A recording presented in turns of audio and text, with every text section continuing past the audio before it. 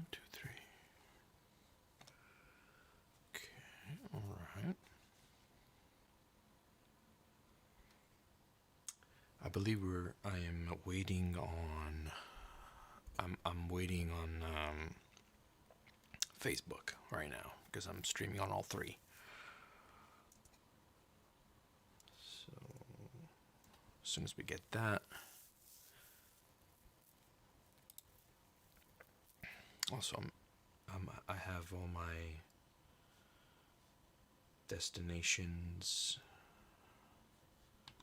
checked at the moment, just making sure that everything is streaming correctly, and then we're gonna start.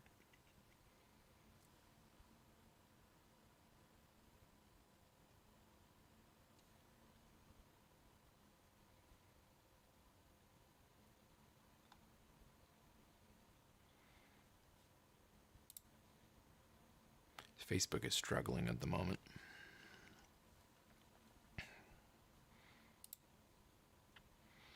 Not sure why, but we'll get there. We'll get there. It says sending data. I mean, I don't have to stream on Facebook. It's fine if we don't, but I'd love to before I start. Let's see. It's having a hard time.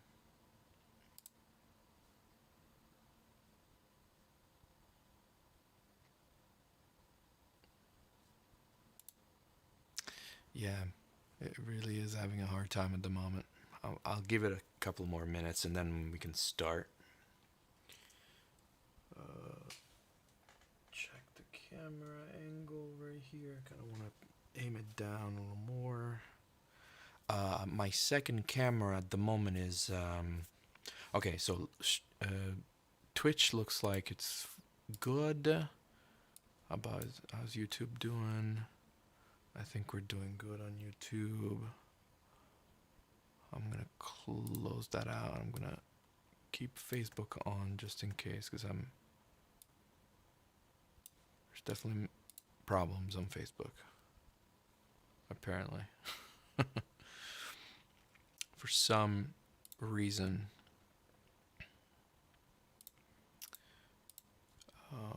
But yeah, today we are going to talk.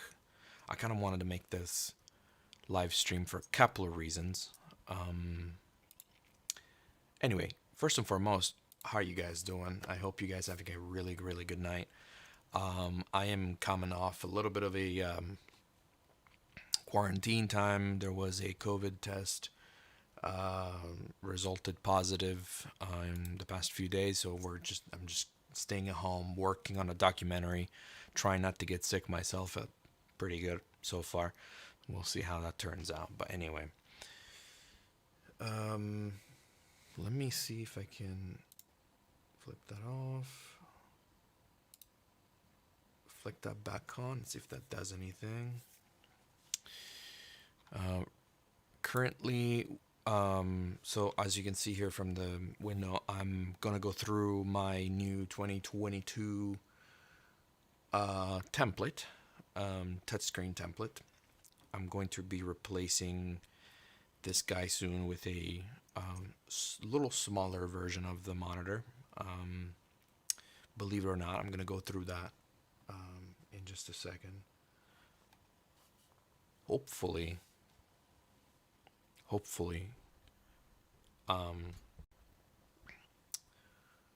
Facebook complies, and it's not looking like it's complying for some reason. I'm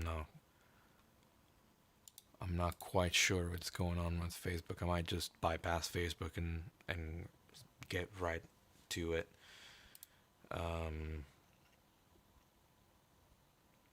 Sending data, but it's not doing anything.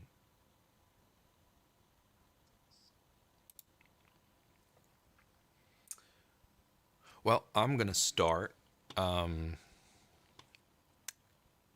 Anyway, so if that decides to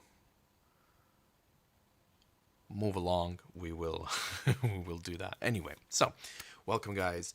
Today I'm going to go through this, not finished yet, but basically almost done, a concept of a new touchscreen template for my touchscreen.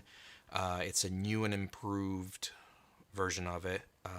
The old version is basically it's based on the TouchOSC that Mark One. So we have that one going on, and the Mark One is great. Functions really well. Loved it. And I mean, it's still. I'm doing a couple of documentaries at the moment, and this one is still functioning pretty well. I have no reason to upgrade, but there are a couple of things in Mark II of TouchOSC that I kind of wanted to implement, and in my workflow, namely the pager windows, which is sort of something that TouchOSC implemented to respond to Open Stage Controller's menu. I think they're called, like they're groups where you can like store other icons and items in, and then you can recall them, open them on the fly. Now on the pager, you can't really open these I think they're called containers. Somebody that is fluent with Open Stage Controller, you can correct me at any time, but I think they're called containers, where you can have like objects inside other objects inside other objects, so you can just like have these drop down menus, which is really nice in Open Stage Controller. But I wanted to do something very similar with the Mark II of TouchOSC, and finally I was able to do something like that. Now, this template is quite complex, and I'm gonna go into this view right here so you guys can see it a little better. And I'm gonna remove my ugly face. So here's what the template looks like. What it would look like on a actual tablet, or touch screen surface. And so the main idea of this template is to have these pagers. So like, I have the main pager up here that switches between two modes, which is a project window and the mixing and mastering window. This one needs a lot of work still. It's half empty. I'm not even sure if I'm going to implement it in the first place, but it's there. We'll see. We'll see what happens. But the main event is the project window, which is basically the bulk of my work as a composer writer for film and documentaries. So this is going to be the workhorse of the entire tablet. Now there's two sections on the sides, one right here and one right here. These are what I call the permanents, and the permanents are basically the sections that are always going to stay on the screen, no matter what. So that is basically the function of having these two sides right here. These are functions that I always use constantly, no matter where I am in the project or what point of the project I am. I need quick access to these controls. And basically, the basic idea of this is I have my main transport / track / selected track controls. These are my most common ones. My most used actions are right here. You have play and pause, obviously, and record. I work in Nuendo, so pause and play are basically the main thing. I also have another version here because depending on where I am, what instrument I'm recording at the time, I want to be able to record and play the project with my left hand and with my right hand. So you see a lot of these duplicates. I mean, these are the only duplicates you see. But anyway, we got the open instrument. I believe this is the instrument settings. So this is where it opens like that little nice window with your EQs and compressor that comes with Cubase and Nuendo. So that's very useful, and also allows me to set up very quick EQ for the instrument in case I haven't done it before, which is kind of rare because I always gain stage and EQ my template because I already know the instruments that I'm going to put on. So it kind of helps. Now I got the select track options. Obviously, these are all selected tracks options. So pan, selected volume, solo, mute solo, arm the track, and monitor the track. These are all the selected track controls. This pan goes for the selected track. And then open instrument basically allows me to open the sampler of in question. Super helpful. Always need access to that at any point. Retrospective record is super helpful. If I play something, bam, I hit it. It's always there, and I don't lose the idea. Also, I heavily use all 4 mixers in Nuendo. Mixer 1 especially, which is the instrument MIDI tracks and instrument tracks, where everything kind of happens in the writing phase of my template, and Mixer 2 is my sub mixes. Mixer 3 is my stems, and Mix 4 is for mixing and mastering purposes, mostly. So for routing, like the last minute. Oh no, sorry, my bad. I'm lying to you.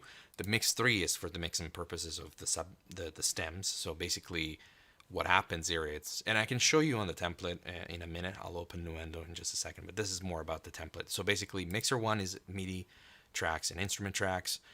MIDI 2 is for sections, so submixes, meaning reeds, flutes and reeds, trumpets, horns, first violin, second violin, and so on and so forth. Mixer 3 is for string sections, synthesizers, sound design, and brass section. So it's the larger ensembles, and that will allow me to do a pre-mix before the actual mixing phase. I was lying to you before. I kind of got blanked out for a second. Mixer 4 is for effect tracks, mainly for effects, and I regulate all the reverbs that I have, all the various maybe if there's choruses to apply or whatever other presets that I quite enjoy, and so I slap them in there.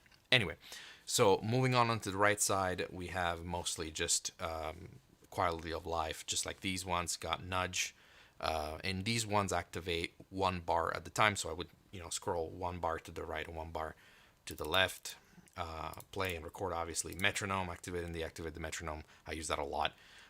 Loop and warp. Now, wrap. Wrap is basically, I have this macro that if I select an event, I press wrap, and it will place the left locator and right locator on that event. Now, that is incredibly useful when I am trying to, for instance, I'm trying to either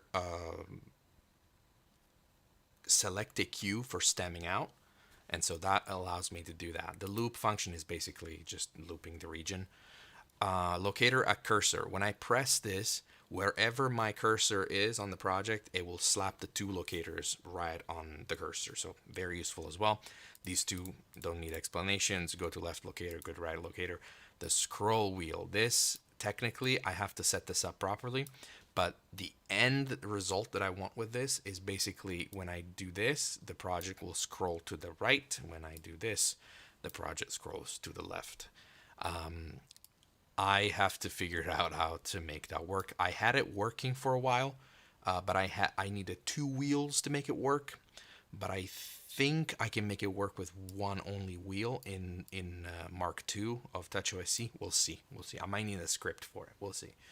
Nudge 10 and nudge 10 right, nudge 10 left. It's basically nudge 10 measures right, 10 measures left. It's just another layer of precision in my navigation of the project. Nothing crazy there, but it does have its macro in Nuendo as well. All right, so let's move into the actual pager section here in the project window. It's still kind of subdivided in 2 sections. We have these generic controls right here, and then we have another pager to the right. These have specific purposes, as you can see from the labels. Now, the Midi Editor, it's everything that has to do with the Midi Editor. So I got all the tools right here that I can select. These are the tools that I can kind of scroll through. This is a radio type of item. You can see you can kind of switch between the things, but also I made a reselector button right here in case, because this sometimes doesn't actually select the point until you click time stretch and then go back on point. So to avoid doing that, I'm basically creating a button right here where I can just select the point, which is the first tool, and then scroll between the various tools. Then we got, normal pencil, erase, trim, glue, mute, and zoom tool with inside the editor. And then we got time warp, and then we got the grid time warp and the musical time warp, and then the line obviously has its own thing. Now I want to eventually get the get like some custom icons to put into TouchOSC, because now TouchOSC Mark II actually reads custom fonts.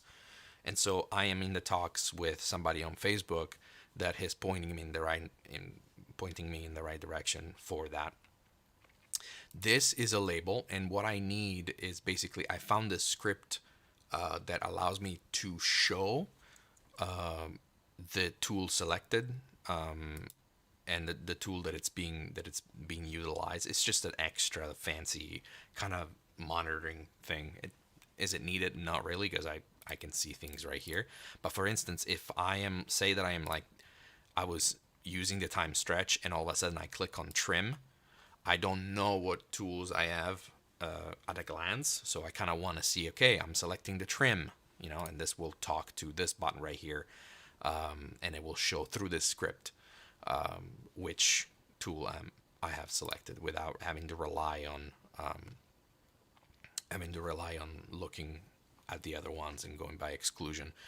Obviously, you can look at your mouse and kind of see, but sometimes I don't use some of these tools very often. So even the icon itself, I kind of get lost into the icons, and so I don't know which icon is, which is probably something I should learn anyway, admittedly. So anyway, it's just an extra cool. There was some space right here, and so I decided to put a label in. That's really all it comes down to. Now we enter into the quantization and Midi Lanes. So this is an interesting concept right here that I'm trying to figure out how to make it work. Also, yeah, man, it's Facebook is just not wanting to screen today. I'm not sure what's going on with Facebook today. It's just refusing.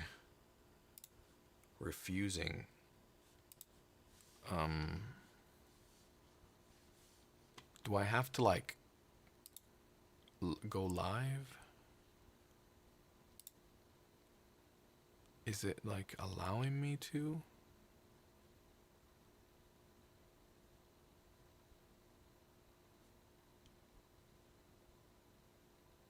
Hold on a sec.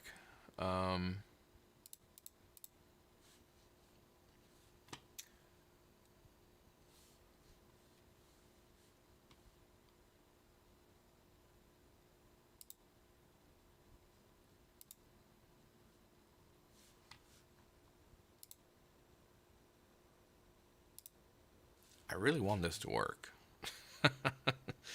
I know it's kind of silly, but I would like for this to, because before it would do it automatically, so I'm not sure what's going on with.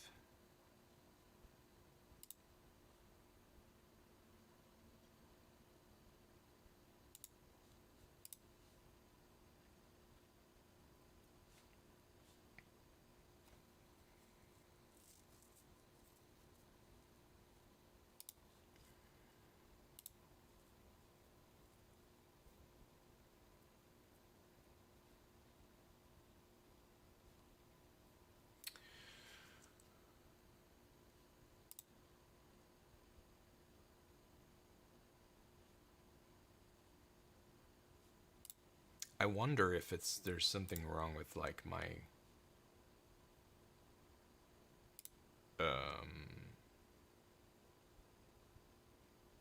login.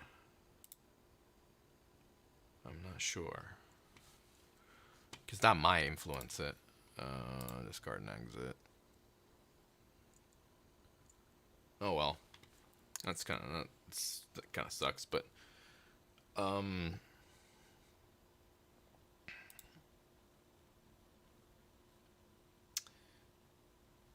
I gotta figure that out. I mean, I should have probably tested out before. Anyway, point being, let's forget about this. What do I have open here? Okay, restream that's open and all that. Okay, cool. Anyway, let's move forward. So we got the quantization windows, and in this window specifically, what we have is basically another radio sort of item right here that displays the various types of grids. And then I got, the time signatures, divisions, quantization panel, which it opens the actual quantize further options, reset queue, which is very useful, quantize, the actual quantize. I use this button very little because I usually just press Q on the keyboard and it just goes there. However, I do use dotted, triplet, ends, and length a bunch. These 4 buttons right here are very useful, and these right here are incredibly useful. I have it on the current setup right now, so it's very useful stuff. Midi Lanes, this is a complete new concept that I want to integrate into the template, which it's basically the ability to be in my editor window and instantly add a new Midi CC lane to the list of the lanes that I already have, which is basically, if I need to add on the fly, I need to add CC21, I would click this button and immediately start editing CC1, and the lane would appear underneath in the lanes sections. This one is a little bit weird. I don't know if I can even do this, but basically the idea of this is that I select a specific MIDI note, and with this slider, I basically slide through the MIDI velocity values. So if I want like something to be a low velocity, I'll drag this up here, or like I want to increase the velocity of a specific note, I click on the note, and with a slider I would go up and down and select the thing. I don't know if that's even possible. I don't know if this is if Nuendo supports something like that. We'll see.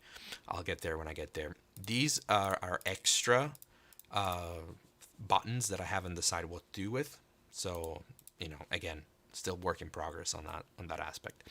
Instrument control, this is other very, very useful controls that I don't have to have all the time at my, in front of me. Disable and enable tracks, this is very useful in my current template. Duplicate track, also extremely useful. Up and down with the tracks, I don't really use those buttons, but I have them for convenience. Sometimes it's really nice. Zoom selected exclusive, so basically it just explodes the track that you're selected and just makes it bigger. Zoom the wave for audio, and zoom tracks for tracks. Then we have very generic ADSR sort of situation here, and the idea is that I'm able to select an instrument track and immediately control the ADSR of that instrument, either through contact or through the sampler of choice. So that will take a little bit of remapping, I'm assuming, but these are going to be all mapped to specific MIDI CC controllers down the line. This is empty pager at the moment. Moving over to track visibility. So track visibility is an interesting thing, and what I want to do is basically I've divided the track visibility in 2 sections: the relative visibility and the absolute visibility. Now, for those that know about track visibility, and I don't count myself in that list because I'm starting to learn it only now, basically what happens is that when you create a project logical editor preset for the specific visualization, so say that I want to see only brass, and so I would click on the brass, right? But what would happen is that I have to specify I want to see brass and nothing else, or I want to see brass along with other things. So basically it would either hide things and leave the rest there, or it would just select that thing and make everything else disappear. So to counteract that, to give me flexibility, what I've decided to do with this is basically I've decided to create a relative and absolute section. They are going to have the same groups of instruments and things on here, but the relative, it's basically when I click woodwinds up here, or when I click a specific section up here, it will show that section along with tracks that have data in it. So say that I have an orchestration done, right? I have a cue and a project that has, I don't know, it has a guitar on, so it's in the band section of my MIDI template. Something it's in my string section, so there's a first and second violin playing. And say that I want to hide everything but the tracks with data and that specific instrument that I'm selecting, even if that specific instrument I'm selecting does not have data on. So say that I want just record flutes and I want to hide everything else. So with the relative, what I want it to happen is that I click woodwinds right here, or I click the flutes right here. Say, I'm just imagining because there's no label. What will happen is that any track in the project that has no data will disappear. And all that it's left, it's the flute tracks plus the two violins, or plus the guitar. And everything else is hidden, basically. It hides everything else. That's the relative. The absolute works the opposite. If I click flutes, the only instrument that it's going to show, no matter if there is data on other tracks or not, is flutes. So that is the difference between these two. So very, very convenient in my opinion. Although time consuming, this is going to require me to create 2 logical editor presets per section, which is fine. It just takes time. It's going to take me time to assemble this template anyway. So, it will be very, I think it will be very ergonomic at the end to have that separation. And also, if I want to go back to view all of it, there's going to be a button for it that I haven't accounted for, but there will be a button that will show every single track, no matter what. Markers, that is one thing that I use constantly while working on footage, obviously, because markers are essential. So what I have here, it's moving between markers on the project. What I tend to have is I have 3 or 4 marker tracks, and I select the one that I want to operate where all the cues are, the start and end of all the cues. And so these are moving from start to end of each cue, which is a marker on its own. So it's just scrolling through markers. Insert marker, very self-explanatory. If I move my locator on a specific bar and specific measure, it's going to insert the marker on the marker track that it's selected. All right, that's very important to know, because Nuendo works that way, because it allows you to have multiple marker tracks. Open markers, something I discovered very recently, admittedly, and it's so important. It basically opens up this list that Nuendo has and Cubase have of all the markers that you have. It allows you to edit them individually, allows you to remove them, to add them, and all that. It's just a great window to have open when you are, especially when you're sort of spotting the footage. I find myself using this window a lot when I'm doing the first couple of watches through the film or through the documentary, when I need to know exactly where the cues are going, or at least have a rough idea. This right here allows you to do that.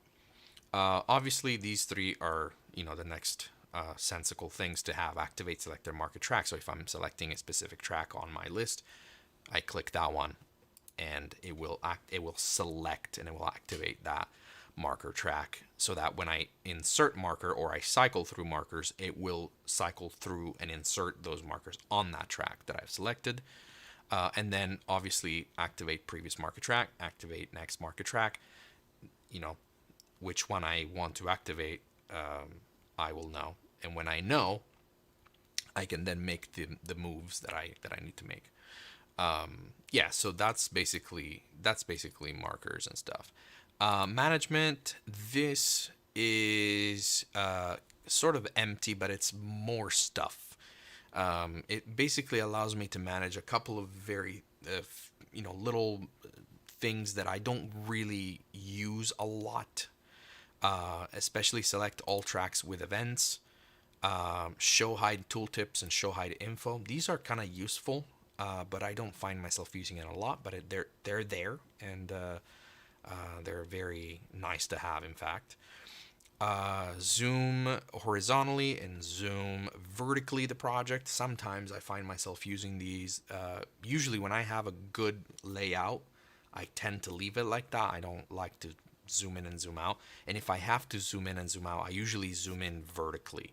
I zoom in horizontally because when I'm looking into a track or looking into a specific measure, I kind of want to look at it from all sorts of angles to have a better idea of how much space it takes. Also, I'm zooming horizontally when I have to edit an event to match the markers lines, so that when I'm stemming out the stuff for the director and for the editor, I will effortlessly just stem out everything, and everything matches the exact time code.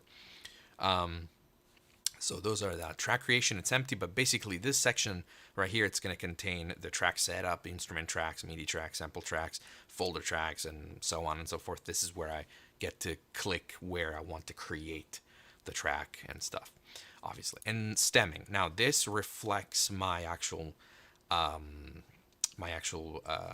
in Nuendo, so this doesn't have any labels on it, but the color coding makes sense to me. So first and foremost, I'll have all the export and render in place options right here. This is going to export. So these are all going to be connected. These are going to be connected to macros. And these macros, what are they going to do is essentially, when I click one, it's going to select and solo all the tracks that are pertaining to that submix or subgroup. Once it has selected and soloed them, it's going to wrap them this way, so locators and locators, and it's going to export them into one stem, basically. The way I'm going to do that is, let's ignore these ones for the time being, because this is going to be export project, export selected. Basically, specifically this one, if I select a group of tracks and I want to export just those, I will select the tracks with wrap and then click this one, basically, and it will export with settings all those tracks. And this is not bouncing or rendering. This is actually exporting out, so in either an MP3 or WAV or whatever. These are going to be the rendering buttons plus other things. So these are going to be render in place, render with settings, convert an audio into a real copy so I can make a real modification to it, and then reverse audio, and then there's another one that it escapes my mind at the moment, but it's right there. These ones are going to be the submixes, so these are going to pertain to mixer number 2, and it's basically going to be flutes, reeds, French horns, trumpets, trombones, low brass, tubas, so on and so forth until, the strings. But the sections right here, so these are going to be the sections, and then the ensembles, woodwinds, brass, band. Then we're going to have percussions, synths, sound design. This is ethnic stuff, choir, strings, and extras. That's also, we don't say ethnic anymore. I feel like there've been conversations on Facebook where we don't say ethnic instruments anymore. So I apologize for that. Maybe there's a better name, but world instrument. I guess that could be a good alternative. World instrument. I like that better, actually. Anyway, so that is the basic idea of this. A lot of this comes from me just messing around mostly on my current setup and just trying to figure out really what I need and what I would like to have. So Mark 1 has pages up top that you can sort of like that you can change See, like the other camera, it's like all messed up. I don't even. Anyway, so the top right here has pages on top, but it's kind of like I never really end up using them, and I kind of forget that they're there. They're not very nice. So hopefully with this pager control right here, it will help me have a better idea of the tools that I have and what I actually can do with it. So hopefully that's going to be the case, but it's going to take me a while to implement this. I'm also going to go a different route. So I mentioned earlier that I am going to swap this 22 inches screen for something different, and I am going to go the very expensive route. Unfortunately, I'm going to swap this with a 17 inches laptop, touchscreen laptop. Don't advise to do this because the laptop I'm buying, it's about $1,000. Definitely not needed at all. But the reason why I do that is because this current setup can't not run TouchOSC Mark II. The graphics are too heavy, and the faders are sloppy, and I don't like them. I don't like the way they move. So Mark I moves fine, but Mark II is just having a really hard time keeping up with the graphics and all that. So I'm actually buying a laptop with touchscreen capability, so it will run flawlessly, baby. And I can run it through the Wi-Fi as well, so it will work just fine. And so this is gonna go actually to my left. This is gonna become my mixer monitor. And yes, I'm going to replace my 34 inches ultra wide here, because mostly the thought process is this: I've always wanted to integrate a sort of control surface in my setup.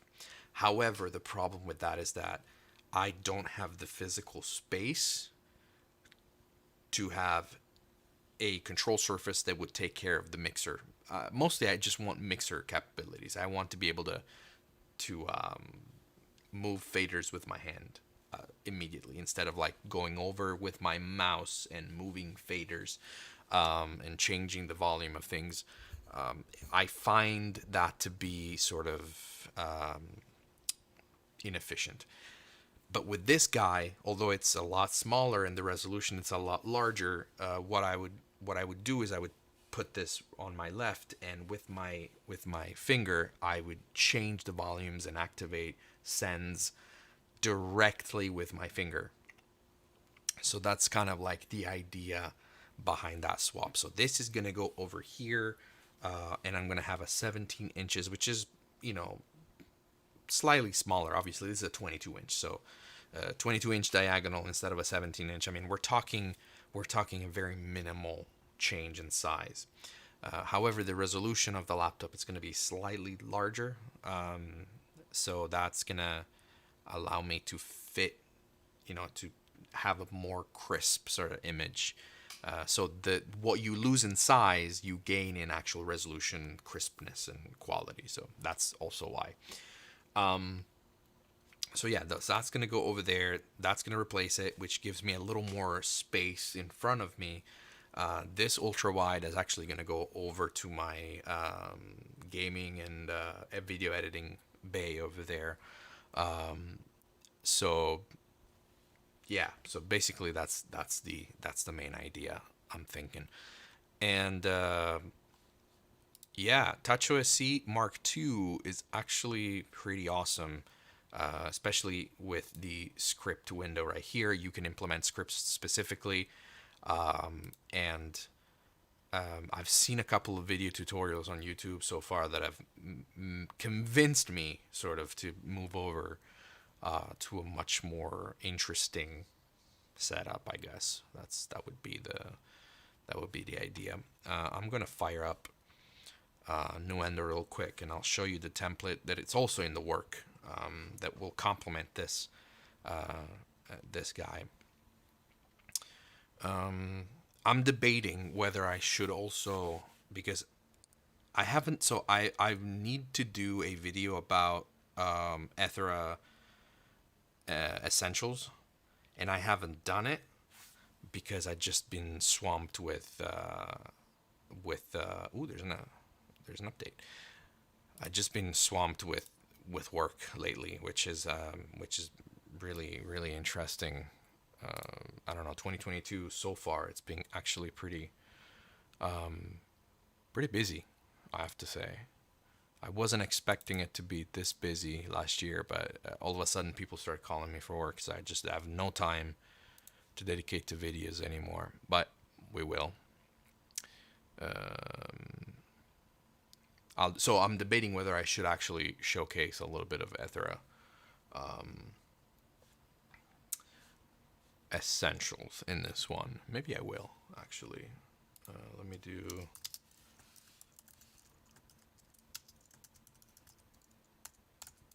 Is it called Essentials? Yeah, I think it's called Essential.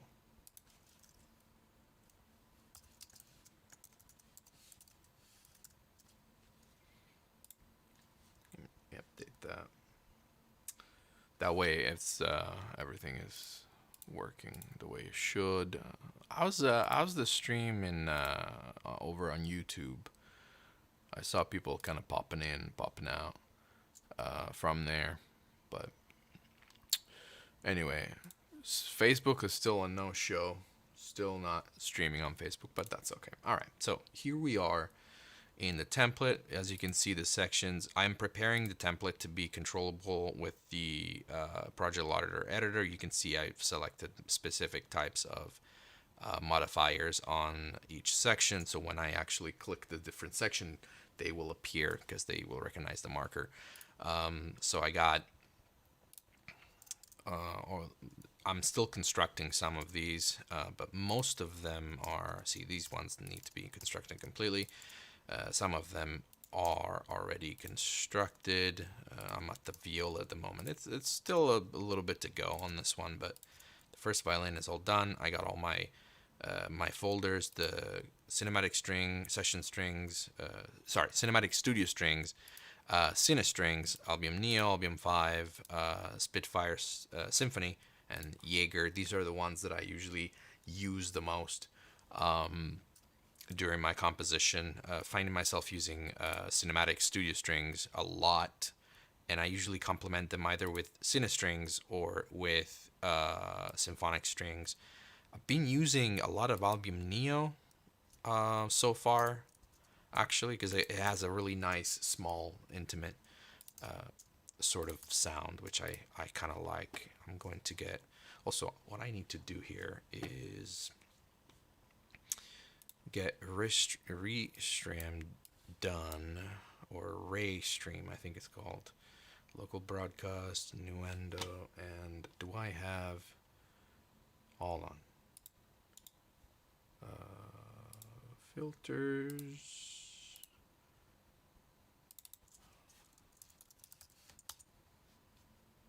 And this is sending, I believe. Yes, it is.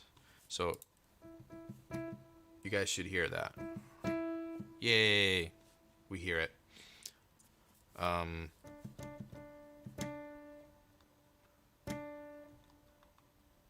The volumes are all like super low at the moment because I've gain staged my entire, or at least most of my template is gain staged at the moment. So it's gonna sound pretty low in volume. So hopefully you guys can hear that. I'm having a hard time hearing that.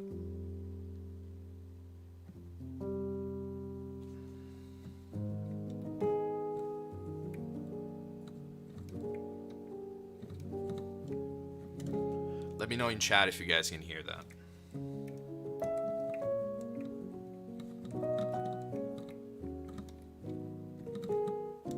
Also, my mic might be a little too loud. Let me... I mean, it doesn't appear too loud, but it might be. We'll see. What do I do with this? Hello, my dude. Yeah, there we go.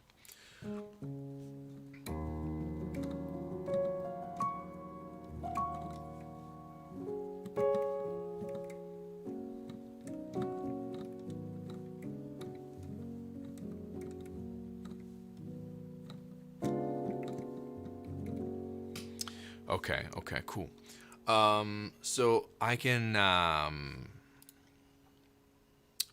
let's actually come up with this guy right here, because I do want to show. I do want to do the that showcase, because I've promised Zero G and Stefano that I would do this, and I just never got around doing it because, again, I just did not have physical time to make this work, and that's on me, completely on me. Where is Essentials, by the way? Where did I put it? I know I have it for sure. Watch me not being able to find it. It'll be hilarious. 0G, there you go. Elements, there you are. Did I not see it? Am I blind completely? I thought I had it on there. I might not, but anyway.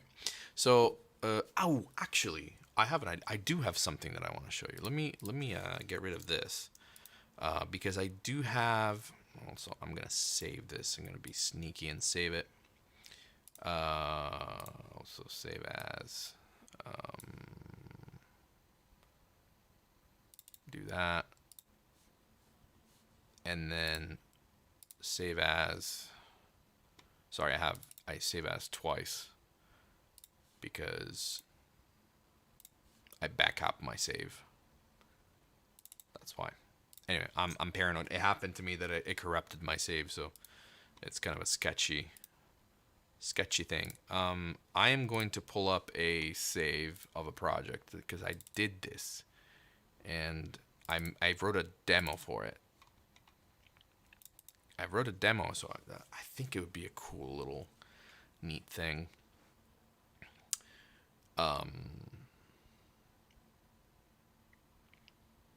So I'm trying to crunch two things in one. Maybe overdoing it, but it's happening. It's happening. I promise. Oh, I have also this file. Very interesting. Oh, this is actually nice. Nice that I found this little document here.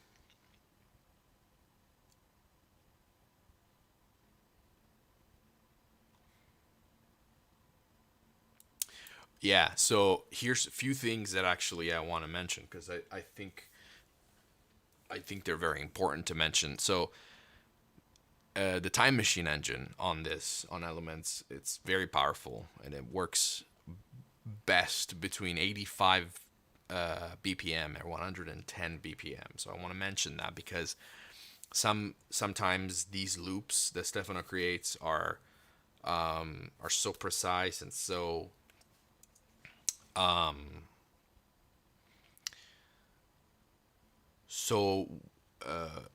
optimized for a specific BPM. So when you start stretching it a little too much, when it happens that what happens is like you get artifacts and things like that. So try to keep those things in between 85 and 110 BPM. The Time Machine HQ engine basically functions with it's called order and spectral filters, which makes things very heavy. So this is not a lightweight engine at all, so keep that in mind. However, the light version of Elements remove the order and spectral filters, so that will run better on your computer, but you don't get the order and spectral filter engines in it. So make sure you update to context 6.1.1 so Time Machine actually works a lot better in those versions. But anyway, let's take a look of what I've done with Elements. So all the purple synth stuff under the synth is Element, basically. Oh, actually, you guys are not hearing this, right? Because this guy right here. Now you should. Okay, there you go.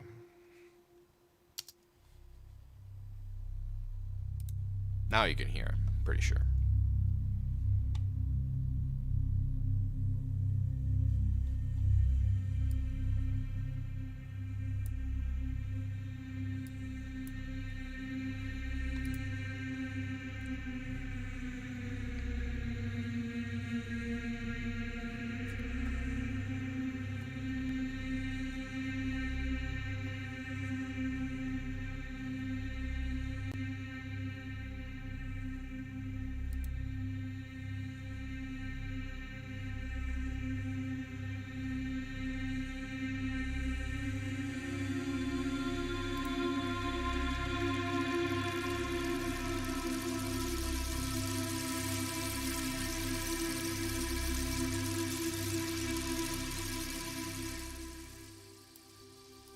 Gonna turn it down a little bit because it gets loud.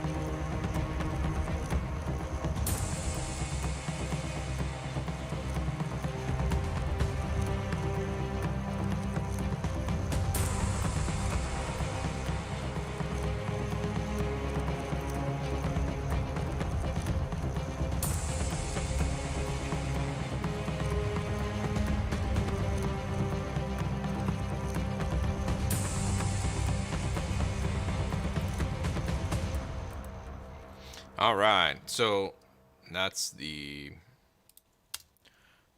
demo that I wrote for it, and I kind of took a little bit of a different spin to this because this is very much a sort of like a think of Dune, think of Blade Runner, think of very sci-fi sort of post-apocalyptic sort of type of library. There's a bunch of really cool and interesting sounds that you can make with this library, and I'll show it to you in just a second. I'm gonna duplicate this track right here. See if it lets me. It's pretty heavy, but anyway,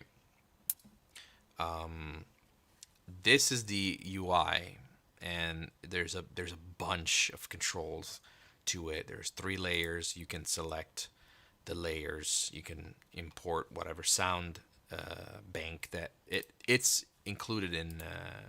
Within that, there is a sort of a step FX sort of things where the effects are gonna trigger. You can think of it that way.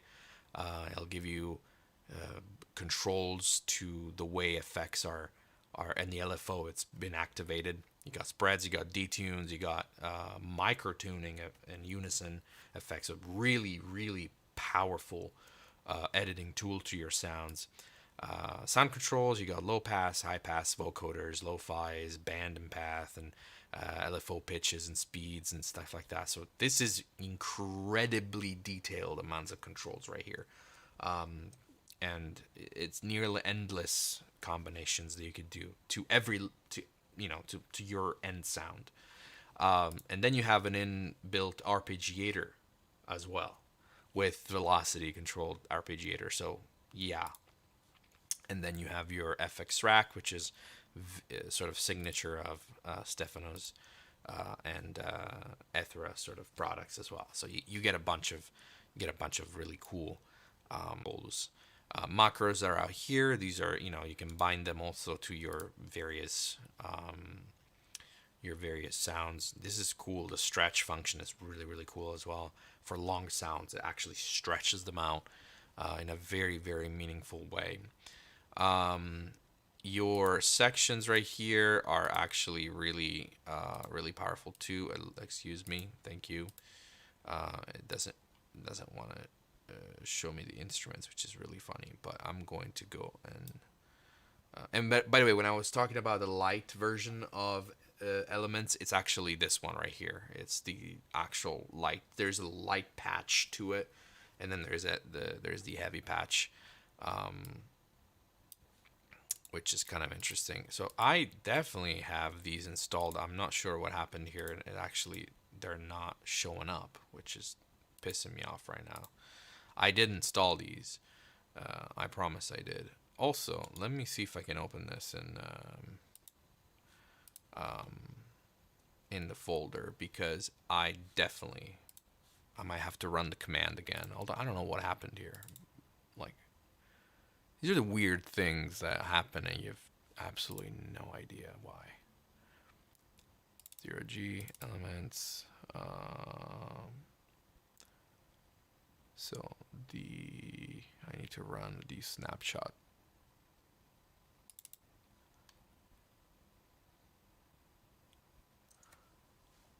Hello? Oh, there it is. Lol. There it is. Okay. Yeah, sorry. Bye. Install. So weird. So now, why is it not showing up, my dude?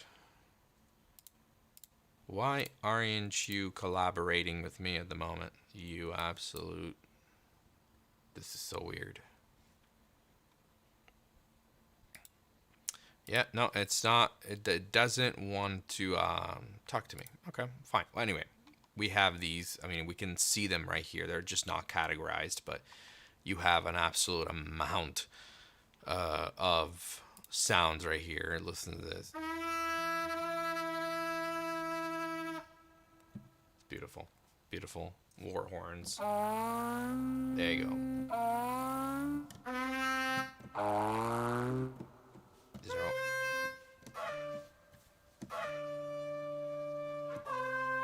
Very nice, very nice. Very usable as well. You got legato synth sequencer patches, which is kind of cool.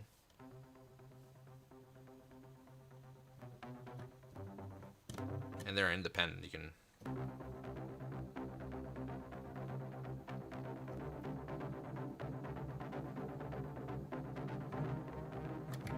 So, I mean, this is the caliber of sounds we're talking about here, right? I'm just going randomly at the moment. So, as you can see from the sounds, I mean, this is very much a sci-fi post-apocalyptic sort of sound stuff. And I wanted to go a little different route with this because I found some really interesting sounds. The main driving force of this entire piece is basically the cellos, staccatos right here.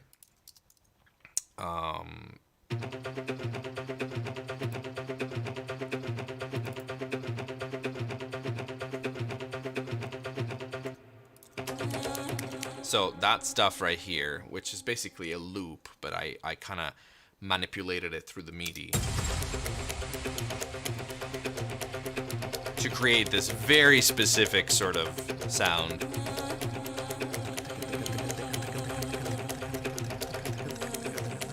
Very, very staccato, very...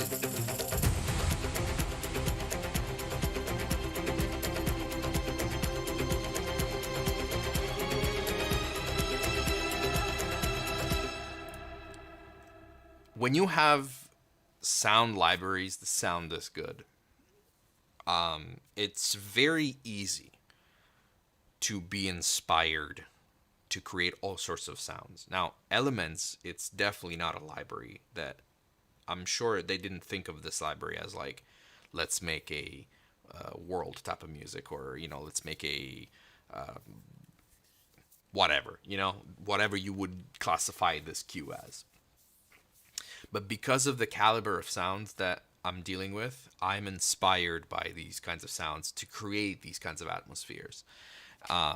So there's very little else. There's just strings. Mostly it's just strings and elements. And then I have the random percussions working sparsely.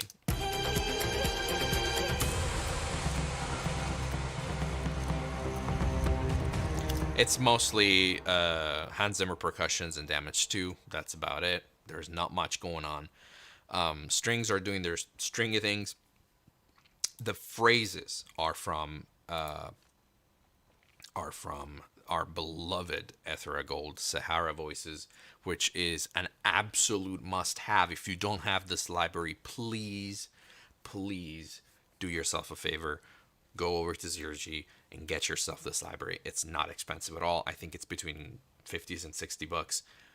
Please get this library because it is one of the most incredible sounding Middle Eastern voices that you can find.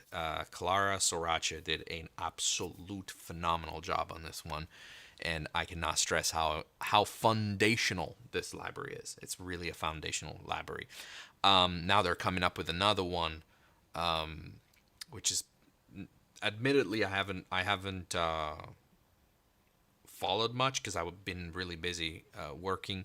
But I've read some posts, and they claim it's going to be even better legato, even better voices. So I'm really excited because I know I'm gonna pick it up as soon as it comes out.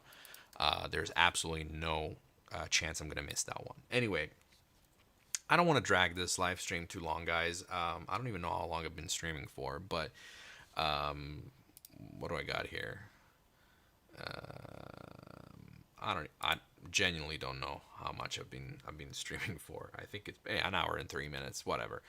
I don't want it to drag out too long, but anyway, I just wanted to show you guys the template for 2022. I'll definitely, if I have the time, if I find time, I will definitely live stream the way I hook it up to Nuendo, so the whole process that leads up to that. And definitely go check out Elements because this library is absolutely phenomenal. Just like every other Zero-G library that they made, I've checked out most of them. And especially the ETHERA section, the ETHERA libraries are on point. Definitely major thumbs up on Elements. I know I'm late to the game on Elements again. Sorry about that. I've just been really busy. I couldn't get to it. But there is a plethora. There's a wealth of sounds in this library, and it's not even that expensive. So go check it out. Go on Zero-G, buy it, and try it because I guarantee you there's going to be sounds in there that you're going to utilize in your projects. In fact, I have a project coming up where this is going to be one of the instruments that I'm going to turn to for some sci-fi-esque sort of sounds. So